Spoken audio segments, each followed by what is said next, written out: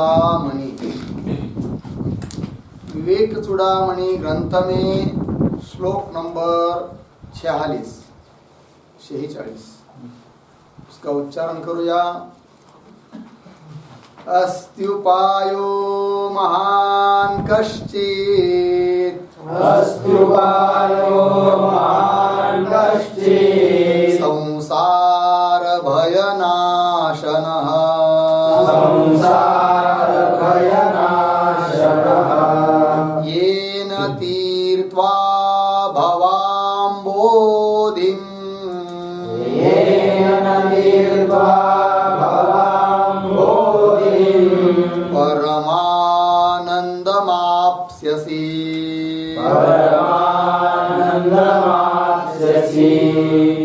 अस्त्युपायो महान् कश्चित्, संसार भयनाशनः, येन तीर्त्वा भवाम्बोधिम्, परमानन्दमाप्स्यसि। अस्ति उपायः महान् कश्चित् संसार भयनाशनः, येन तीर्त्वा भवाम्बोधिं परमानंदम आप्स्यसि। ठीक अन्वय देखिए भाई। संसार भयनाशनः कश्चित् महान् उपायः अस्ति। नीचे के लाइन में येन भवाम्बोधिं तीर्त्वा परमानंदम आप्स्यसि। ठीक देखिए, तो बहुत डरा हुआ शिष्य गुरु के पास गया। फिर उसने बहुत सुंदर शब्दों में गुरु की स्तुति की और उनके वचन से गुरु ने जान लिया कि उत्तम अधिकारी है और अपने को अनन्य भाव से शरण आया हुआ है। अर्थात अपने को छोड़कर रक्षकत्वेन रूपेण और किसी को मानता नहीं है और संसार रूप दावाग्नि से परितप्त है। अब इसको तो उपदेश करना ही चाहिए, किंतु शास्त्र कहता है कि यदि बहुत कुछ डरा हुआ व्यक्ति पास में आता है तो उसको और कोई उपदेश देने के पहले सबसे पहले उसको अभय देना चाहिए। अर्थात उसको जो भय लग रहा है जिस चीज का, उस भय से उसको दूर करना चाहिए, फिर उपदेश देना चाहिए। तो ऐसा नियम होने के कारण श्री गुरु ने सबसे पहले उसको कह दिया, माँ भैष्ट, डरो मत, डरने की ऐसी कोई बात नहीं है। पीछे के श्लोक में कहा ना। और तू जिस संसार सागर को तैरकर पार होना चाहता है, उसके लिए उपाय भी हमारे पास है। और वो उपाय भी ऐसा है कि जिस उपाय के बल पर अभी तक बहुत सारे महात्मा लोग, संत लोग इस संसार सागर को तर के पार चले गए हैं। ऐसा उपाय मैं आपको कहूंगा। ये कह दिया, अभय दे दिया। अब वो कौन सा उपाय है, उस उपाय को जानना चाहता है कौन? शिष्य। किंतु उस उपाय को जानने की जो उसकी जिज्ञासा है, उसमें और उत्कटता बढ़े, औत्कट्य बढ़े, मतलब उसको ऐसा बहुत लगे शिष्य को, क्या कौन सा उपाय, अब बताओ गुरुजी बताओ, कब मैं सुनूंगा, है कि नहीं। इस प्रकार से उस उपाय को सुनने में उसको उसका औत्कट्य, उत्कर्षता बढ़ाने के लिए पुनः श्री गुरु डायरेक्ट ये उपाय ऐसा न कहकर सामान्य रूप से ही उस उपाय को बता रहे हैं इस श्लोक के द्वारा। ठीक, तो देखिए भाई, तो क्या कह रहे गुरुजी? संसार भयनाशनः कश्चित् महान उपाय अस्ति। कौन उपाय है अभी बताया नहीं, लेकिन उपाय है। इस संसार भयनाशन, संसार भय को नष्ट करने वाला कश्चित कोई तो महान सबसे श्रेष्ठ ऐसा उपाय है। हो गया। आगे उत्तरार्ध में येन येन उपायेन, जिस उपाय के द्वारा भवाम्बोधिम तीर्थवा परमानंदम आपस्यसि। ठीक है ना। जिस उपाय के द्वारा भवाम्बोधिम, भवाम्बोधिम का अर्थ है दुस्तरम संसार सागरम। भवाम्बोधिम भव कहते संसार को, संसार सागर, दुस्तरम संसार सागरम भवाम्बोधिम, दुस्तरम संसार सागरम मतलब जिसको पार हो जाना अत्यंत कठिन है, ऐसे दुस्तर संसार सागर को भी तैरने का उपाय अपने पास है। तो भवाम्बोधिम तीर्थवा, तीर्थवा का अर्थ लिखिए संसार मूलभूताम अविद्याम भंक्त्वा, संसार मूलभूताम अविद्याम भंक्त्वा। ठीक अर्थ देखिए भाई। तो भवाम्बोधिम तीर्थवा, भवाम्बोधि को तैर कर मतलब क्या, तो भवाम्बोधि अर्थात संसार सागर का जो मूलभूत है, मूल कारण है कौन, अविद्या, उसका नाश करके। ठीक अभाव हुआ तो नाश कर दिया। ठीक है ना। फिर क्या अपना मोक्ष या यही है क्या अभाव रूप, नहीं नहीं, तो संसार सागर का नाश करेंगे। एक बात हुई तीर्थवा, उसकी मूलभूत संसार की मूलभूत जो अविद्या है उसका नाश करके। आगे क्या, तो आगे लिख रहे परमानंदम आपस्यसि। श्लोक में आया है ना क्या, ये न भवाम्बोधिम तीर्थवा परमानंदम आपस्यसि। तो परमानंदम, परमानंदम का अर्थ लिखिए निरवधिकम शाश्वतम संतोषम, निरवधिकम, निरवधिकम शाश्वतम संतोषम। ठीक। हाँ मतलब अवधि रहित, सीमा रहित, मर्यादा रहित, देश काल वस्तु परिच्छेद से रहित ऐसा जो शाश्वत नित्य संतोष आनंद, उसको तू प्राप्त करेगा। आपस्यसि, आपस्यसि का अर्थ है लप्स्यसे।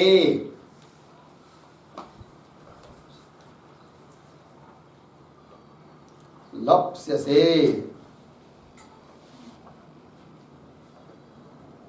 हो गया जी अर्थ। तो क्या अर्थ निकला कि जी ऐसा उपाय है कि जिस उपाय के द्वारा भवाम्बोधि को, संसार सागर को तैर कर अर्थात उसकी मूलभूत अविद्या से संसार सागर का नाश करके परमानंद की तेरे को प्राप्ति होगी। अब देखिए कितनी मजा है। शिष्य ने केवल किस बात की आकांक्षा की थी कि संसार भय मेरा नष्ट हो जावे, बस इतना ही चाहा था। किसने? किंतु श्री गुरु ने तो इतना बताया कि वो तुम्हारा संसार दुख तो नष्ट होगा ही होगा, केवल संसार दुख का नाश होगा इतने भर में नहीं रुकेंगे, उसके आगे तुमको परमानंद की प्राप्ति भी होगी। ये अधिक बात भी बता दिया। ठीक है जी। तो लिख लीजिए और एक वाक्य इस श्लोक के संबंध में। त्वया दुख निवृत्ति एव काम्यते, त्वया दुख निवृत्ति एव काम्यते, एव काम्यते अर्धविराम। मया उपदेक्षमाण उपायेन, मया उपदेक्षमाणोपायेन, उपदेक्षमाण उपायेन तू दुःखम अपि, दुःखम अपि अत्यंतम निवर्तते, दुःखम अपि अत्यंतम निवर्तते। अर्धविराम। नित्य निरतिशयानंद, नित्य निरतिशयानंद आविर्भावः च, नित्य निरतिशयानंदाविर्भावः च तव भवति, तव भवति इति शिष्यः अत्यंतम आप्यायितः, इति शिष्यः अत्यंतम आप्यायितः इति भावः। ठीक, अर्थ देखिए। तो त्वया श्री गुरु कहते हैं कि भाई तुम्हारे द्वारा तो केवल दुख निवृत्ति एवं काम्यते, दुख नष्ट होवे इतनी तुमने कामना की थी, किंतु मया उपदेक्षमान उपायन, किंतु मैं जिस उपाय का उपदेश करूंगा उस उपाय से तो दुख तो नष्ट होगा ही, इसमें कोई संदेह नहीं है। दुखम अपि अत्यंतम निवर्तते, पूर्ण रूप से नष्ट हो जाएगा कौन? दुख। किंतु उतने भर नहीं, आगे नित्य निरतिशयानंद, नित्य निरतिशयानंद जो आनंद है उसका आविर्भाव भी तेरे को होगा, है कि नहीं? इति, इस रूप से शिष्य अत्यंतम आप्यायित, शिष्य अतिशय क्या हुआ? आनंदी हो गया। ठीक है जी, चलिए। तो अभी सुनना चाह रहा है कि भाई कौन सा ऐसा उपाय होगा? गुरुजी जल्दी तो बताओ कि उपाय वो कौन है कि जिस उपाय के द्वारा मेरा संसार दुख नष्ट हो जाएगा और मुझे आनंद की प्राप्ति हो जाएगी। तो बता रहे आगे के श्लोक में, वेदांतार्थ विचारेण, वेदांतार्थ विचारेण जायते ज्ञानमुत्तमम्, जायते ज्ञानमुत्तमम्, तेनात्यन्तिक संसार, तेनात्यन्तिक संसार दुःखनाशो भवत्यनु, दुःखनाशो भवत्यनु। वेदान्तार्थ विचारेण जायते ज्ञानमुत्तमम्, तेनात्यन्तिक संसार दुःखनाशो भवत्यनु। वेदांतार्थ विचारेण जायते ज्ञानम उत्तमम, तेन आत्यंतिक संसार दुख नाशः भवति अनु। वेदांतार्थ विचारेण, वेदांतार्थ विचारेण उत्तमम ज्ञानम जायते, उत्तमम ज्ञानम जायते। नीचे तेन, अंतिम का शब्द अनु, अनु बीच वाला, आत्यंतिक संसार दुख नाशः भवति। ठीक है, देखिए भैया, तो उस उपाय को विशेष रूप से अब बता रहे श्री गुरु। तो वेदांतार्थ विचारेण, वेदांत के अर्थ का विचार करोगे तो उस विचार से क्या होगा? उत्तमम ज्ञानम जायते, उत्तम ज्ञान उत्पन्न होगा। फिर तेन, उस ज्ञान से क्या होगा? ज्ञान उत्पन्न हुआ तो अनु, तुरंत बाद में पश्चात क्या? आत्यंतिक संसार दुख का नाश हो जाएगा। समझ में आया भाई? देखिए पुनः, तो वेदांतार्थ विचारेण, इसके दो अर्थ होंगे। वेदांतार्थ विचारेण तो लिख लेते हैं, वेदानाम अंताः,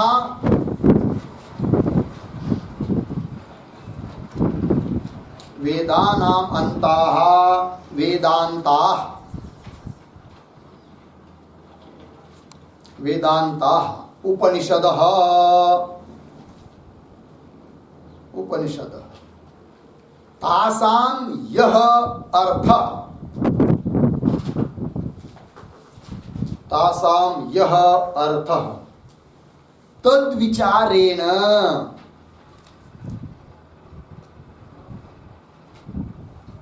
तद विचारेण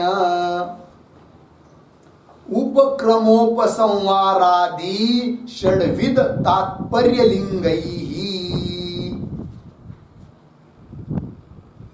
उपक्रमोपसंहारादि, उपक्रमोपसंहारादि षड्विध तात्पर्य लिंगैः, एक अर्थ हुआ।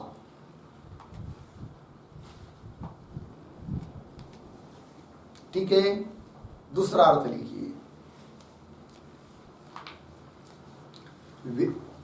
एक वाक्य, पहला वाक्य समान है। वेदांतानाम अंताः, वेदांताः उपनिषदः, तासाम यह अर्थः, यह अर्थ बराबर प्रतिपाद्यमानः, प्रतिपाद्यमानः सजातीय स्वगत भेद रहितः, प्रतिपाद्यमानः सजातीय स्वगत भेद रहितः, सजातीय स्वगत भेद रहितः नित्य शुद्ध मुक्त स्वभावः, नित्य शुद्ध बुद्ध, नित्य शुद्ध बुद्ध मुक्त स्वभावः परमात्मा,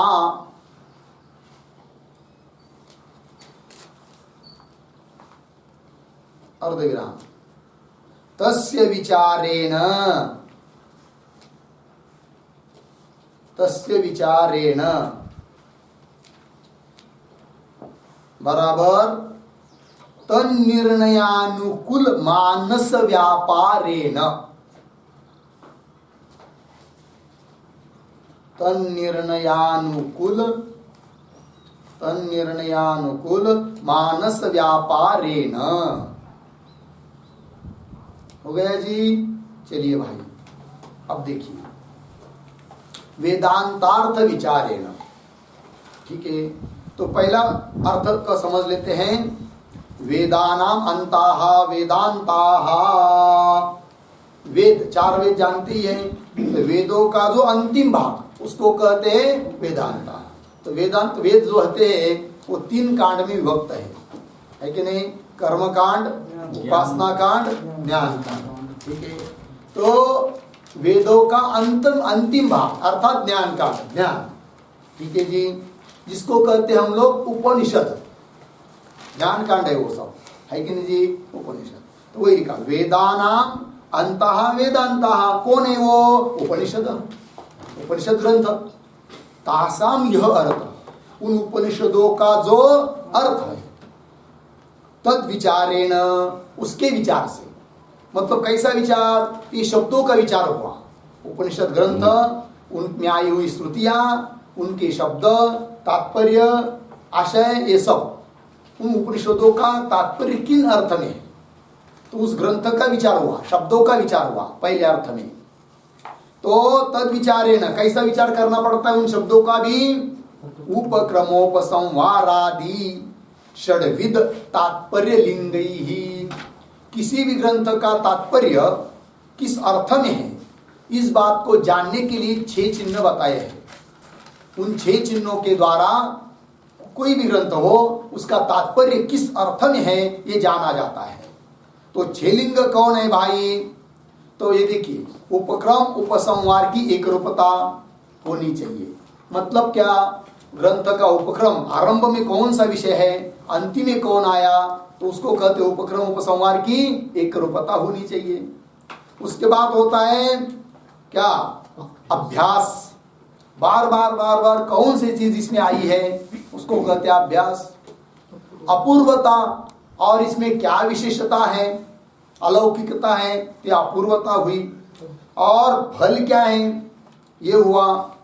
और अर्थवाद स्तुति परक वाक्य जो सिद्धांत मुख्य बताया है उसकी स्थिति स्तुति, और उसके लिए अन्य दूसरे जो बाधक सिद्धांत है उसकी निंदा, तो उन वाक्यों को कहते हैं अर्थवाद।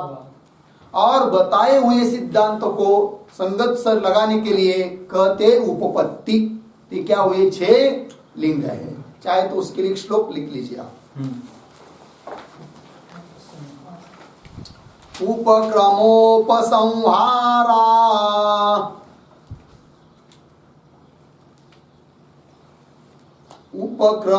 उपक्रमोपसंहारा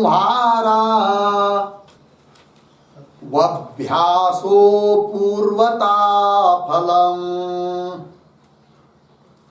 वभ्यासो पूर्वता फलम्। पूर्ण विराम उत्तरार्ध। अर्थवादोपपत्ति च अर्थवादोपपत्ति च लिंगम तात्पर्य निर्णये लिंगम तात्पर्य निर्णये। ठीक, देखिए भाई, उपक्रम उपसंहार है कि नहीं, संहार अभ्यास अपूर्वता फलम अर्थवाद उपपत्ति हो गए कि नहीं, ये 6 लिंग। तो देखिए भाई क्या बात चल रही है, तो कौन सा विशेष उपाय है उस उपाय को बता रहे श्री गुरु, संसार दुख नाश का उपाय। तो वेदांतार्थ विचारेण अर्थात उपनिषदों का विचार करने से, है कि नहीं, षड्लिंगात्मक विचार करने से क्या होगा, उत्तमम ज्ञानम जायते, उत्तम ज्ञान उत्पन्न होगा। एक अर्थ हुआ। दूसरा क्या है, देखिए, वेदानाम अंताः वेदांताः उपनिषद तासाम यह अर्थ, अर्थात क्या, तासा मतलब उपनिषदों का जो अर्थ मतलब कौन सा अर्थ, तो प्रतिपाद्यमान, उस उपनिषदों के द्वारा प्रतिपादन किया जाने वाला जो अर्थ है, कौन अर्थ है, वो परमात्मा रूप अर्थ है कि नहीं, वही लिखा है प्रतिपाद्यमान सजातीय स्वगत भेद रहित, सजातीय स्वगत विजातीय इन सभी भेदों से रहित और नित्य शुद्ध बुद्ध मुक्त स्वभाव, ऐसा जो परमात्मा, वो तो परमात्मा अर्थ आया। फिर वेदानाम अंताः वेदांताः उपनिषद तासाम यह अर्थ, उन उपनिषदों का जो अर्थ, अर्थात क्या, प्रतिपाद्यमान परमात्मा, जिस परमात्मा के बारे में प्रतिपादन कर रहे हैं उपनिषद, वो अर्थ कौन सा अर्थ, परमात्मा। तो मूल में क्या शब्द है, वेदांतार्थ विचारेण, तो वेदांतार्थ मतलब कौन आया, परमात्मा, उसके विचार से, है कि नहीं। तो उसका विचार मतलब क्या, आगे क्या लिखा है, तस्य विचारेण, उसके विचार के द्वारा, है कि नहीं, मतलब क्या, तन्निर्णयानुकूल मानस व्यापारेण, वो परमात्मा इदम इत्थम ऐसा है, वही मैं हूं, अहम ब्रह्मास्मि, ठीक है ना, इस प्रकार से निर्णय करने के लिए, निश्चयात्मक ज्ञान उत्पन्न होने के लिए जो मानस व्यापार, मन का व्यापार, उसको कहेंगे, उस व्यापार को कहेंगे क्या, वेदांतार्थ विचारेण। लगे जी, मतलब क्या, उपनिषदों ने जिन परमात्मा के बारे में कथन किया है, उस परमात्मा का विचार हम लोग सतत करेंगे। वो ब्रह्म क्या है कि नहीं, माया क्या है, जीव क्या है, मैं कौन हूं, अहम ब्रह्मास्मि, ऐसा विचार करेंगे तो क्या होगा, उत्तमम ज्ञानम जायते, उत्तम ज्ञान उत्पन्न होगा। लग गया जी अर्थ, क्योंकि शुरू में जो केवल उपनिषदों ने बताया, शब्दों का अर्थ पता चल गया, तो परोक्षात्मक ज्ञान हुआ। फिर उसके बाद धीरे से अहम ब्रह्मास्मि ज्ञान होगा, वो भी अपरोक्ष होते हुए भी लगभग परोक्ष की तरह ही है, बहुत कच्चा है। फिर उसको पुनः विचार करेंगे, चिंतन करेंगे, तो क्या हो जाएगा, वही निश्चयात्मक ज्ञान हो जाएगा, जिसको एक शब्द में कहेंगे ज्ञान निष्ठा। ठीक है जी, फिर उससे हो गया ना जी। तो वेदांतार्थ विचारेण उत्तमम ज्ञान, उत्तम ज्ञान मतलब वही ज्ञान निष्ठा, जायते, लग गया जी, ज्ञान उत्पन्न होता है। तो उस ज्ञान का यह विशेषण दिया है उत्तमम। क्या क्यों विशेषण दिया है? तो उत्तमम का अर्थ लिखेंगे संशय विपरीत भावनादि अशबलितम।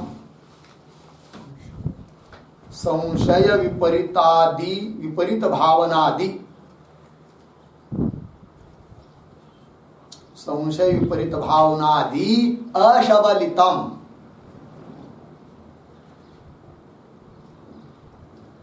ठीक है, संशय विपरीत भावनादि को से रहित, उसको कह दिया अशबलितम। शबलित कहते युक्त सहित, और अशबलित मतलब रहित। ठीक है ना जी। तो संशय विपरीतादि भावना से रहित ज्ञान उत्पन्न होता है, निश्चयात्मक ज्ञान उत्पन्न होता है, जायते। हो गया जी। तो कौन सा उपाय है संसार बंधन का, बंधन से निवृत्त होने के लिए? ज्ञान। ज्ञान ही उपाय है। और वो ज्ञान किससे होगा? वेदांतार्थ विचारेण। ठीक है जी। तो वेदांतार्थों का विचार करेंगे तो ज्ञान उत्पन्न होगा। फिर उस ज्ञान से क्या होगा वही दे रहे उत्तरार्ध में। तेन तेन विचार नहीं, तेन ज्ञानेन, निश्चयात्मक ज्ञानेन, उस ज्ञान से ज्ञान उत्पन्न हुआ ना। ऐसा नहीं फिर क्या अब ज्ञान उत्पन्न हो गया और 10 दिन के बाद संसार दुख निवृत्त होगा, ये नहीं है। अनु लिखा है, अनु मतलब तुरंत, है कि नहीं। अब देखिए सरल सरल बात है, रज्जु के ऊपर सर्प की प्रतीति होती है। रज्जु का ज्ञान होने के बाद समझ लीजिए बैटरी लगाई, ज्ञान हुआ एवं रज्जु, तो कितने घंटे के बाद सर्प निवृत्त हो जाता है? उसी क्षण में, जिस क्षण में रज्जु का ज्ञान हुआ उसी क्षण में सर्प की निवृत्ति। उसी प्रकार यहाँ पर भी है तेन अनु, अनु का अर्थ लिखिए तन्निर्णयानुपदम, अनुपदम, तन्निर्णयानुपदम, तद निश्चयानुपदम इत्यर्थः। उस ज्ञान का अहम ब्रह्म में ऐसा निश्चय हुआ ना, बस निश्चय होने के बाद अनुपदम, तुरंत क्या होगा? तुरंत आत्यंतिक, श्लोक में आत्यंतिक संसार दुख नाश भवति। ज्ञान होने के बाद तुरंत क्या होता है? आत्यंतिक संसार दुख का नाश होता है। लग गया जी।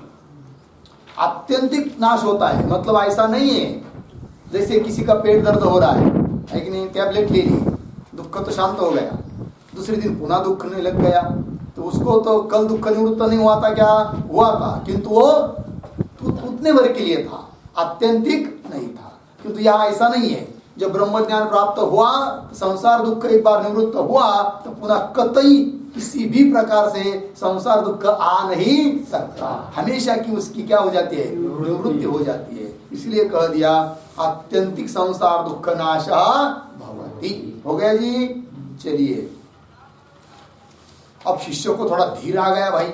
चलो, जिसके लिए मैं घर दार छोड़कर गुरु के पास आया था और 5, 6, 7 साल से बहुत सेवा कर रहा था, अब उसका चीज हो गया, फल हो गया, है कि नहीं। क्या फल हुआ?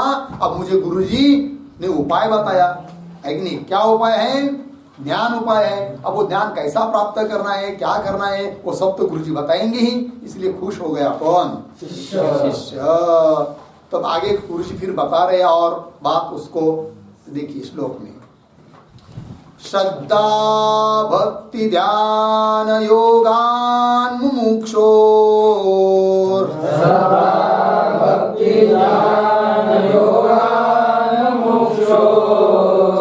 मुक्तेर हेतोन वक्ति साक्षात् श्रुतेर्गी,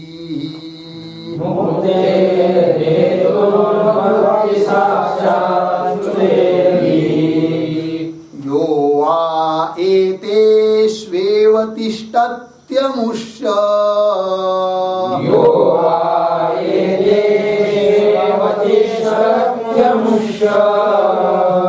मोक्षो विद्या कल्पिता देह बंधा मोक्षो विद्या कल्पिता देह बंधात् श्रद्धा भक्ति ज्ञान योगानुमुक्षो मुक्ते हेतु भक्ति साक्षात् चुदेर्गी यो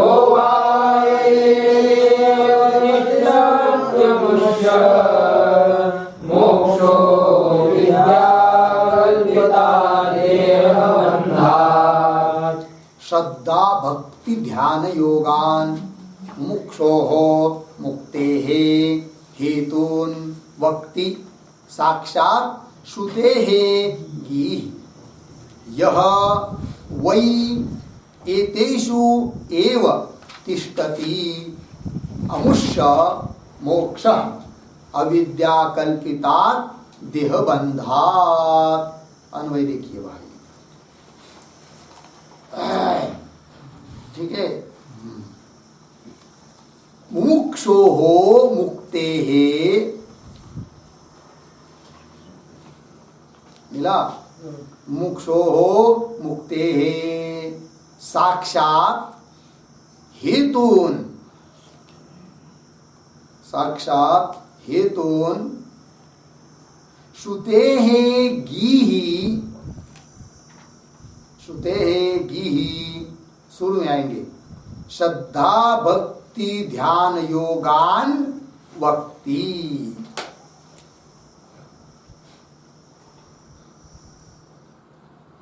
हो गया वक्ति। नीचे के लाइन में तीसरी नंबर, यह वै एतेषु एव तिष्ठति अमुष्य, नीचे की लाइन में अविद्या कल्पिता देहबन्धात् मोक्षः भवति इत्यर्थः।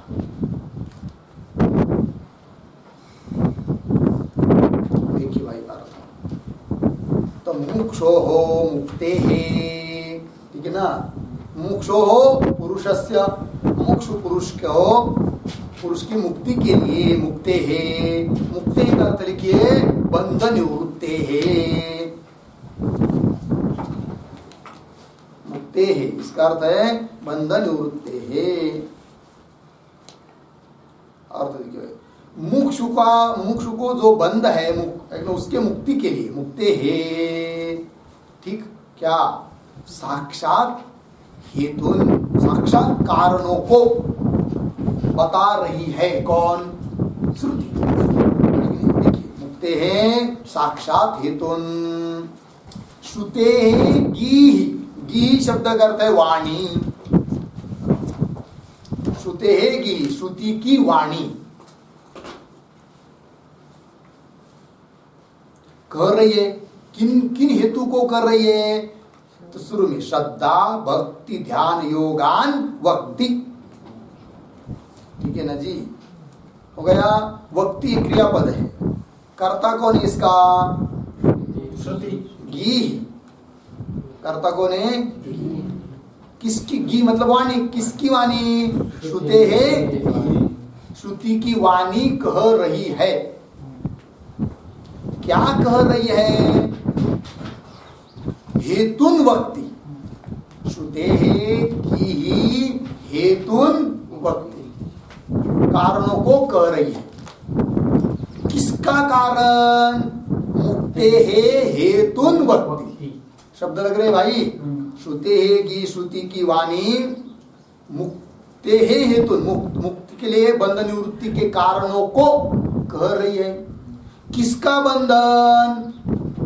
मुमुक्षो हो, ठीक है ना जी। मुमुक्षु का जो बंधन है उसके मुक्ति के लिए श्रुति की वाणी हेतु को कह रही है। कैसे हेतु को कह रही है? साक्षात, जो कि साक्षात हेतु है। तो साक्षात शब्द का अन्वय दो तरफ हो सकता है, इस इधर भी कर सकते, उधर भी कर सकते, चाहे इधर कर सकते। मतलब साक्षात हेतु को कह सकते। हेतु कैसे? हेतु जो साक्षात बंधन निवृत्ति के लिए कारण है, ऐसे हेतु को कहती है। एक अर्थ हुआ। क्यों हेतु को कह रही है? कौन कर रही है? श्रुति कर रही है। कैसे कर रही है? साक्षात कह रही है। तो साक्षात का अन्वय किधर हुआ? श्रुति के तरफ हुआ। श्रुति कर रही, साक्षात कर रही है। ठीक है जी, चलिए। लेकिन हम लोगों ने लगाया किधर? साक्षात हेतु के तरफ लगाया। तात्पर्य क्या निकला इस वाक्य का? फिर श्रुति की वाणी मुमुक्षु का जो बंधन है उसके निवृत्ति के उपायों को, हेतुओं को साक्षात कह रही है। कौन हेतुओं? श्रद्धा, भक्ति, ध्यान, योग रूप हेतु को कह रही है। तो हेतु कौन है कि नहीं? कार्य क्या करना है हमको? कार्य क्या है यहाँ पर? श्रद्धा, मुक्ति, बंध की निवृत्ति, ये कार्य है। उसके लिए कारण कौन? हेतु कौन? श्रद्धा, भक्ति, ध्यान, योग। तो बंधन की निवृत्ति के लिए, मुक्ति के लिए कारण श्रद्धा, भक्ति, ध्यान, योग है। इस बात को कौन बता रहा है? श्रुति की वाणी बता रही है। लग गया जी? समझ में आया सब बातें? और वो बंधन किसके लिए है? मुमुक्षु को जो बंधन लग रहा है, प्रतीत हो रहा है, उस बंधन की निवृत्ति के लिए उपायों को श्रुति बता रही है। हो गया भाई? अब देखिए, तो ये बात हो गई। तो श्रद्धा, भक्ति, ध्यान, योगा ये क्या है जी? है कि नहीं? तो ये उसको सभी की व्याख्या हो चुकी है, तो भी थोड़ा एक एक शब्द में लिख देते हैं। श्रद्धा बराबर गुरु वेदांत वाक्येषु विश्वास। गुरु वेदांत वाक्येषु विश्वास, पूर्ण विराम। वाक्येषु विश्वास, इस श्रद्धा का विवेचन हो चुका है पीछे। कहां पर? शास्त्र से गुरु वाक्यस्य श्लोक में, श्लोक नंबर 26 में। बाद में श्लोक देख लीजिए। 26 नंबर के श्लोक में श्रद्धा का विवेचन हो चुका है। गुरु वाक्य और वेदांत वाक्य में अत्यंत विश्वास। इस प्रकार की श्रद्धा जो सबके लिए कारण है। श्रद्धा बहुत काम की है। श्रद्धा नहीं रहेगी तो आगे के साधन कुछ नहीं हो सकते। ठीक है जी, चलिए। उसके बाद भक्ति, भक्ति को लिखिए। भक्ति बराबर स्वस्वरूपानुसंधानम।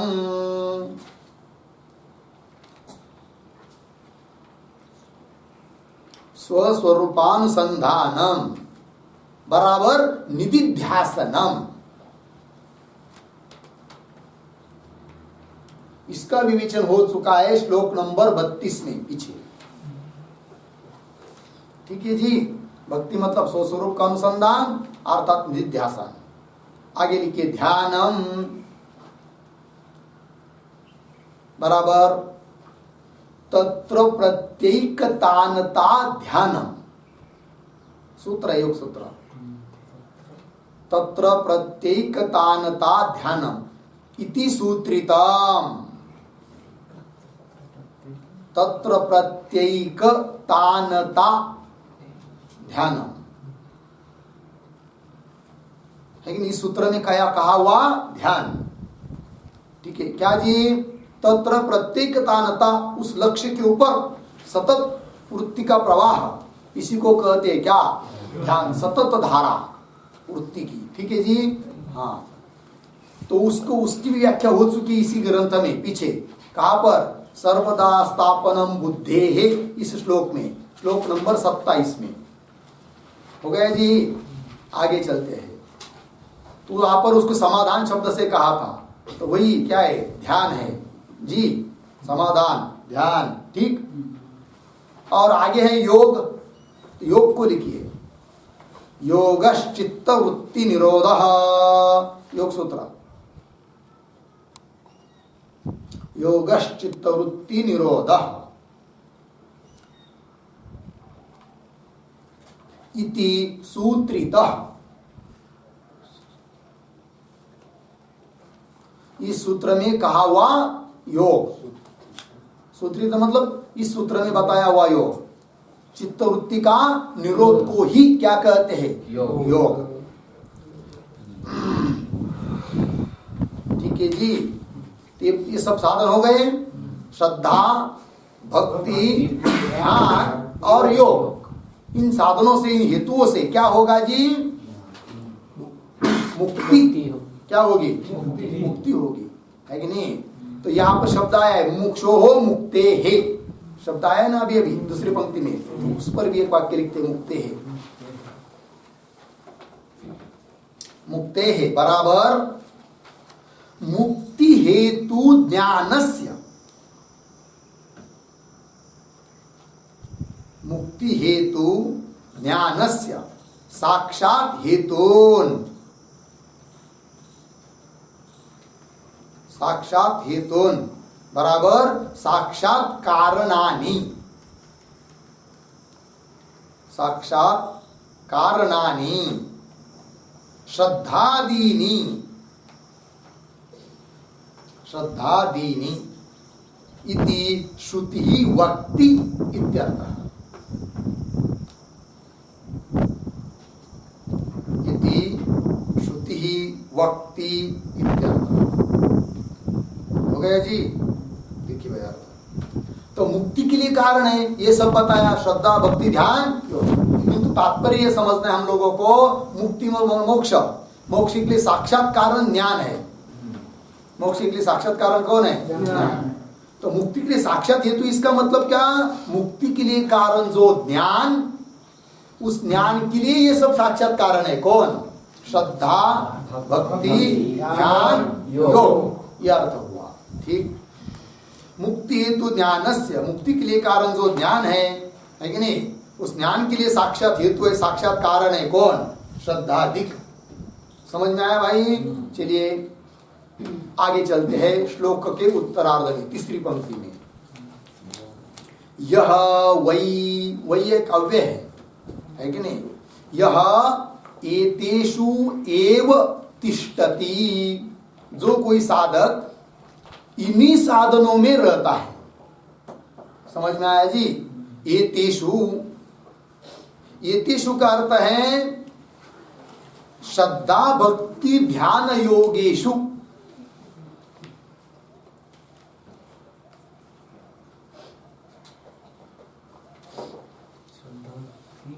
श्रद्धा भक्ति ध्यान योगेषु तिष्ठति।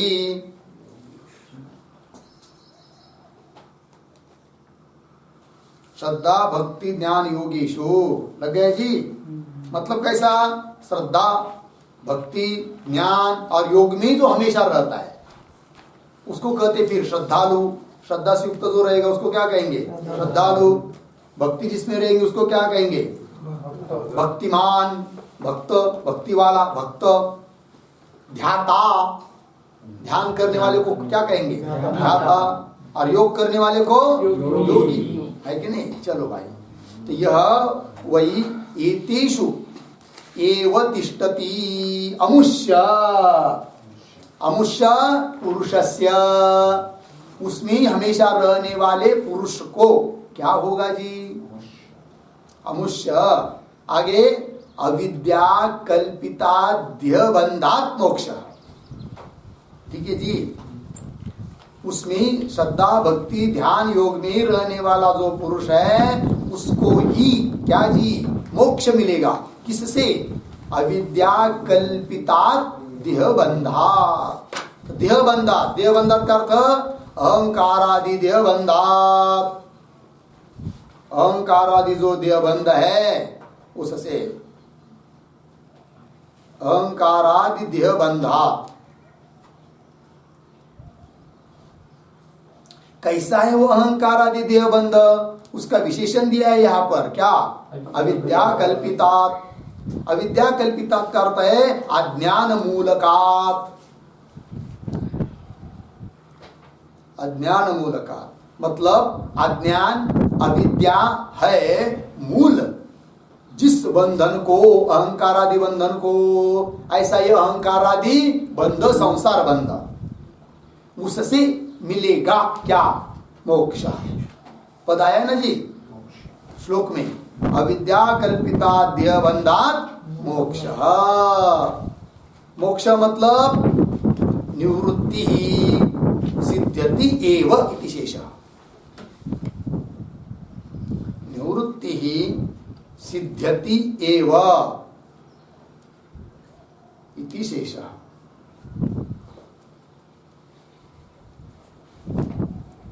गया जी? अर्थ देखिए भाई, तो क्या बताया? जो कोई साधक श्रद्धा भक्ति ध्यान योग में ही हमेशा रहता है, ठीक है जी, श्रद्धा में श्रद्धा है, श्रद्धा से कभी विचलित नहीं होता है कि नहीं? कभी भी आदमी की श्रद्धा का भंग नहीं होना चाहिए। बहुत बार ऐसा देखा गया है कि बहुत पारमार्थिक व्यक्ति है, कई साल परमार्थ किया, किंतु व्यवहार में जीवन जीते जी कोई विपरीत परिस्थिति आ गई तो भगवान के प्रति उसकी श्रद्धा ही हट जाती है, शास्त्र के ऊपर श्रद्धा ही नहीं रहती है। फिर वही व्यक्ति क्या करता है? मूर्खता के कारण उस भगवान को जो घर में बैठाए रहते हैं ना मूर्ति रूप में, उनको उठाकर फेंक देता है, नहीं तो किसी को दे देता है, नहीं तो लात से भी मार देता है। मेरे को इतना दुख दे दिया, ऐसे कुछ उदाहरण देखिए।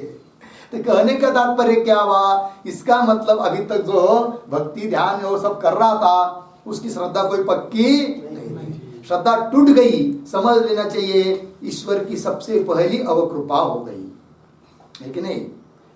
इसलिए श्रद्धा टूटनी नहीं चाहिए। शास्त्र शास्त्र ही है, भगवान भगवान ही है, संत संत ही है, ठीक है जी। और श्रद्धा पक्की रहेगी तो आपसे आप बाकी के साधन होने लग जाएंगे। कौन से?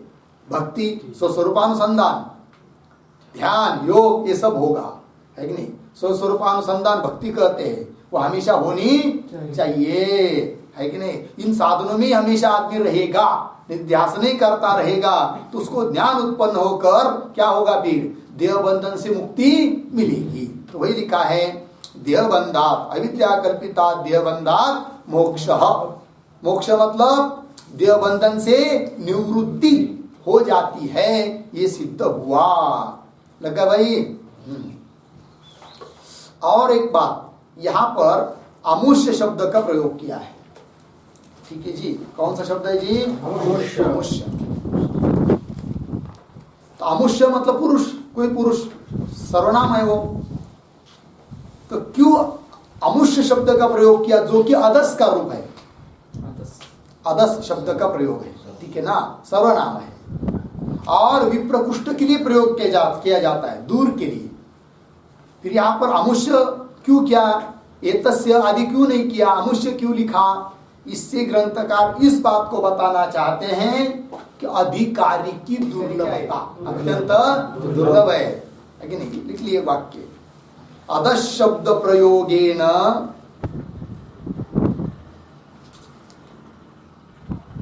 अदस शब्द प्रयोगेन तादृश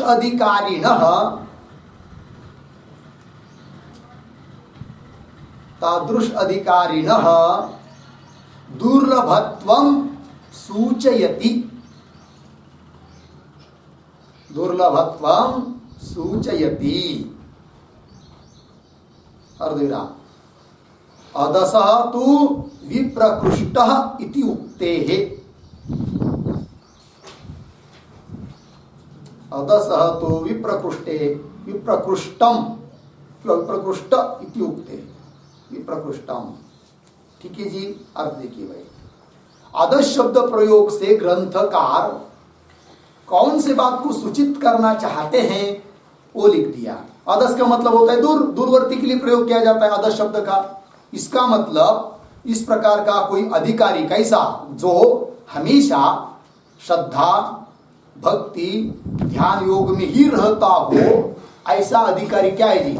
अत्यंत दुर्लभ है। मनुष्याणाम सहस्रेषु कश्चित् यतति है। इतने कोट्यावधि लोग हैं तो कोई एक प्रयत्न कर रहा है हजारों लाखों लोगों में, है कि नहीं? परमार्थ के लिए, परमात्मा प्राप्ति के लिए। उस प्रयत्न करने वालों में भी कोई एक सिद्ध हो जाता है। इतना कठिन बात है कि नहीं? और ऐसी दुर्लभता कठिनता होने पर भी मनुष्य जन्म में आकर भी यदि आदमी परमार्थ नहीं करेगा तो उसके जैसा दुर्भागी और दूसरा कोई हो नहीं सकता। क्योंकि कितना कठिन है, तो मनुष्य जन्म पाना ही भयंकर कठिन बात है। क्योंकि हम लोगों को कर्म से मनुष्य जन्म मिलता है। पाप पुण्य जब समान होते हैं, थोड़ा सा पाप बड़ा रहेगा तो पशु पक्षी या अत्यंत नीचोनी नरक में जाना पड़ता है, थोड़ा पुण्य बढ़ता है तो उत्तम लोक में जाना पड़ता है। वो समान होना बहुत कठिन है, समान हो जाना। इधर बढ़ेगा नहीं तिधर होगा, इधर होगा नहीं तिधर होगा, समान होना दुर्लभ है। तो इसी तरह से हो गया हम लोगों का, क्योंकि हम लोग जन्म में आए, मनुष्य जन्म में समान हो चुके हैं। अब समझ लीजिए किसी का पाप पुण्य समान हुआ, क्यों? ईश्वर की विशेष कृपा हो गई उसके ऊपर, मनुष्य जन्म में भेज दिया। किंतु समझ लीजिए भेज दिया अन्य देशों में, तो कुछ फायदा है क्या मनुष्य जन्म पर पाकर भी? कोई फायदा है कि नहीं? या अन्य कोई समझ लीजिए इस्लाम धर्म में उसने हमारा जन्म हुआ तो क्या फायदा उससे? हाँ कुछ फायदा उतने उसमें ही भारत में जन्म होना और भी दुर्लभ है। ये तो मनुष्य जन्म पाना ही अत्यंत दुर्लभ है, उसमें भारत जैसे आध्यात्मिक देश में जन्म पाना अत्यंत कठिन बात है। उसमें भी समझ लीजिए किसी कोने में राज्य में कहीं पर जन्म हो जाएगा, कुछ पता ही नहीं उन लोगों को आध्यात्म क्या है, भगवान क्या है, कुछ पता नहीं है। ऐसे कहीं पर जन्म हुआ तो क्या फायदा उसका? कुछ नहीं। उसमें भी महाराष्ट्र में जन्म होना ये तो विशेष बात है। क्यों? कि संतों की भूमि है ना जी। यहाँ वैभव है महाराष्ट्र का, संतों का वांग्मय यहाँ बहुत है। बंगाल में भी है ऐसा सुना है, ठीक है ना जी, पश्चिम बंगाल में जो भाई हर एक भाषा में है, लेकिन यहाँ पर विशेष संतों की कृपा है। कितने संत जन्म में आए, यहाँ अवतार लिए, ज्ञानेश्वर महाराज, नामदेव महाराज, तुकाराम महाराज, एकनाथ महाराज, विनोबा राय आदि करके बहुत संत है, और वो सबका वांग्मय है। समझ में आए? ध्यान दीजिए, यदि संतों का वांग्मय नहीं होता, संत नहीं हुए रहते, हम लोग परमार्थ कर नहीं पाते। वेद होने पर भी, सभी शास्त्र होने पर भी, क्यों? हम लोग कंफ्यूज हो जाते, संशय से युक्त हो जाते। क्या वेदांत तो ये कर रहे हैं, न्याय शास्त्र का ये कर रहे हैं, और सांख्य तो ये कर रहे हैं, मीमांसा तो करे कर्म करो और स्वर्ग के जाओ, स्वर्ग में जाओ, और नास्तिक तो योगित शास्त्र वो तो ये कर रहे हैं। फिर कुछ भी समझ में नहीं आता, क्या करे करके स्वयं बुद्धि से निर्णय कर नहीं पाते। अब हम दृढ़ निश्चय पर इसलिए खड़े हैं कि वो उस बात को संतों ने भी कहा है, और संत कैसे होते? हितैषी होते हैं, है कि नहीं? वही माँ बाप होते हैं, वही संत हितैषी है कि नहीं? हित चिंतक है, जगाचा कल्याण संताच्या होती, ठीक है। संतों ने उसी बात को कहा है, वेदांत को कहा है, इसलिए हम लोग वेदांत पर दृढ़ है, ठीक है ना जी। तो चलो भाई, तो मनुष्य जन्म में आए, वारकरी संप्रदाय में भी जन्म हुआ, उसमें भी इधर आए, ये बहुत अच्छा हुआ। हाँ, इधर नहीं आते, किसी दूसरी संस्था में जाते तो क्या फायदा, सुनने को थोड़ी मिलता। समझ में आया कि नहीं? और उसमें भी यहाँ एकांत जगह पर वेदांत को सुनने को मिल रहा है, और उसका अभ्यास नहीं करेंगे तो फिर ये सब प्राप्त होने के बाद भी क्या कहा गए थे? कहीं नहीं। क्या लाया? कुछ नहीं। तेल गेले, तुप गेले, हत्याले दुपट नहीं, ऐसा हो जाएगा। न घर का न घाट का, न संसार न परमार्थ। इसलिए अत्यंत बहुत प्रयत्न करके कहा है यहाँ पर, आचार्य शंकराचार्य ने कहा है क्या? एतेषु यह तिष्ठति, एव भी लिखा है, एतेषु एव, इसमें ही जो रहता है कि उसको ही क्या संसार बंधन से मुक्ति मिलती है कि नहीं? इसलिए हमेशा हम लोगों को सतत प्रयत्न कौन सा होना चाहिए? भक्ति स्वस्वरूपानुसंधानम भक्ति इति अभिधीयते। हो गया जी। चलो भाई, तो चलते हैं, इस श्लोक को याद कीजिए। 48 नंबर का ये श्लोक है, और उसके ऊपर वाला भी अच्छा है 47, उसको भी याद कर दीजिए। हो गया जी। बस आगे का विचार कल करेंगे। ओम पूर्णमदः पूर्णमिदं पूर्णात् पूर्णमुदच्यते पूर्णस्य पूर्णमादाय पूर्णमेवावशिष्यते। ओम